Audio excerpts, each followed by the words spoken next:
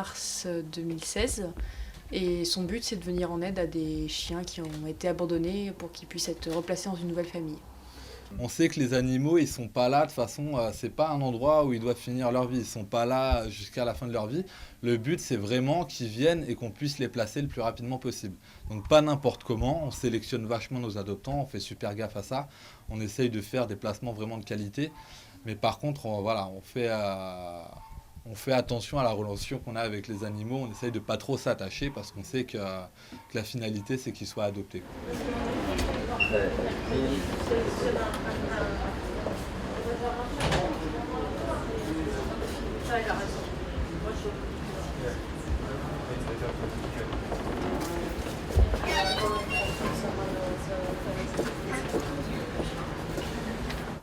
Via des refuges ou des particuliers.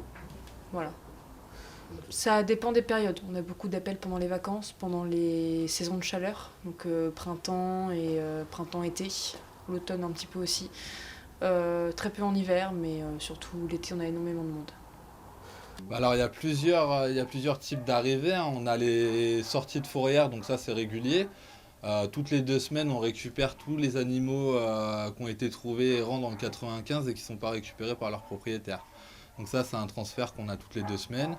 Après, on a aussi des abandons, donc ça, c'est ponctuel, hein. On prend quand il y a besoin, quand on a la place. Donc c'est des particuliers qui nous ramènent directement les animaux ici. Et on a aussi des transferts d'autres fourrières de France ou alors d'outre-mer, comme la Guyane et la Guadeloupe. Les chats, Oh les doudous, vous prenez la flotte.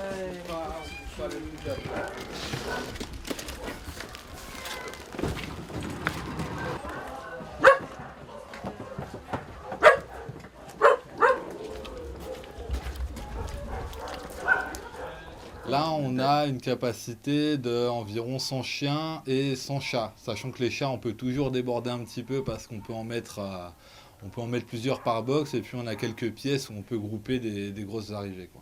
On a 4 pièces là où on peut mettre des collectivités de chats. Donc, on peut monter jusqu'à 120, 130 chats en capacité. Ouais. On a, en tout, on a 5 familles d'accueil, plus ou moins actives en même temps. Elles ont quand elles demandent une période de repos, elles font des périodes de repos où elles reprennent. On essaie vraiment d'être libre pour qu'elles puissent avoir des créneaux qui leur conviennent plus parce qu'une adoption ne se fait pas forcément en une semaine, donc faut qu'elles soient libres pendant plusieurs mois de suite. Oh là, j'aime pas ce meulement là. Non, il est pas content du tout. C'est celui-là, je crois. Il y en a un qui est noir. Non, non, c'est ici. Ça va, ma belle. Alors, Moumine et... Oh là, il y en a 3, Manu, Noumens. Hop là, maintenant c'est 4 heures après. Le suivi, alors nous, on essaye de prendre des nouvelles un maximum par téléphone après l'adoption. Et après chaque adoption, donc c'est pas fait par nous, mais il y a des bénévoles enquêteurs qui font des visites post-adoption, normalement sur tous les animaux qu'on place. Donc chaque animal qui est placé va avoir la visite d'un enquêteur. Ça peut être 1 mois, 2 mois, 3 mois après l'adoption.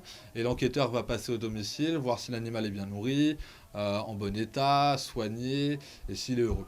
On passe comme ça pour pas que les gens aient le temps de tout nettoyer, de tout préparer. On essaye de voir vraiment dans quelles conditions est l'animal, quoi.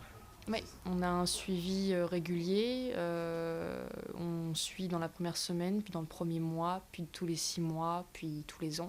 On fait une visite, quand c'est des chiots, on fait des visites après la stérilisation, où on fait des visites dans les 6 mois, voire l'année qui a suivi l'adoption. Comme on disait, tous les matins,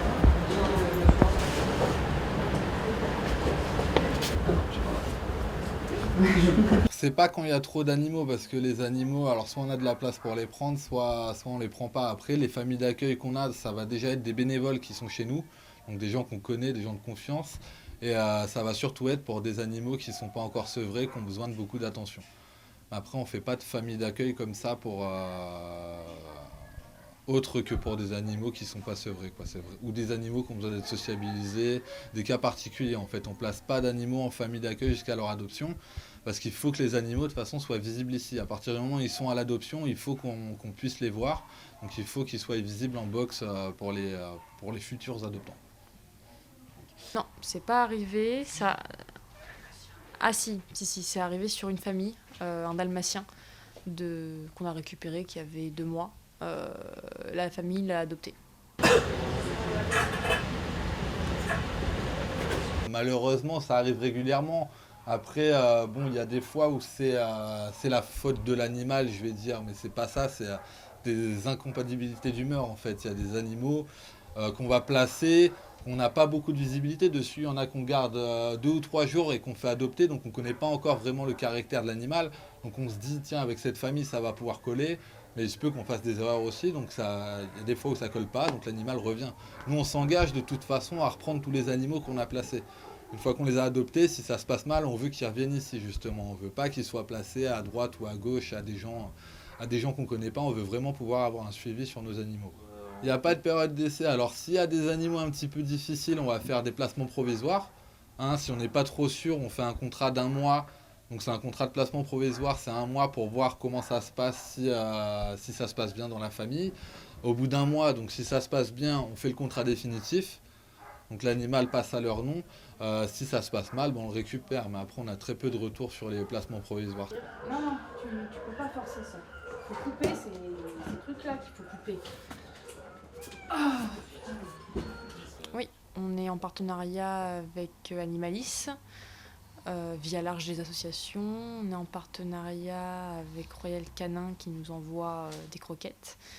Et on est en partenariat avec un vétérinaire qui du coup nous fait des prix pour qu'on puisse soigner les animaux sans avoir un gros trou dans notre budget et qui nous donne des produits qui sont en fin de vie pour qu'on puisse soigner les animaux. On est en contrat avec Royal Canin, donc nous le plus gros de la nourriture de toute façon on prend par Royal Canin qui nous fait de toute façon des tarifs avantageux et tout ce qui est croquettes, chats et chiens, nourriture de base on commande avec Royal Canin. On a aussi les kits adoption là, qu'on donne aux adoptants. Donc, je ne sais pas si vous avez vu à l'accueil, on a des petits sachets de croquettes dans des sacs. Ça, c'est un sac qu'on donne à chaque adoptant pour chaque animal adopté. On donne un petit peu de croquettes pour le début avec un petit livret d'adoptants et des bons de réduction en Royal Canin.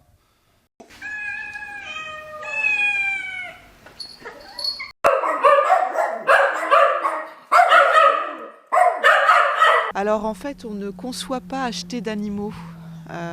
Même si des fois la SPA demande des frais, ce qui me semble tout à fait justifié pour les soins, pour tout ce qui est administratif, mais on est contre, voilà, on ne conçoit pas acheter des animaux. On trouve que des chiens et des chats, on peut en avoir facilement via la SPA ou d'autres associations et on peut se rendre utile comme ça.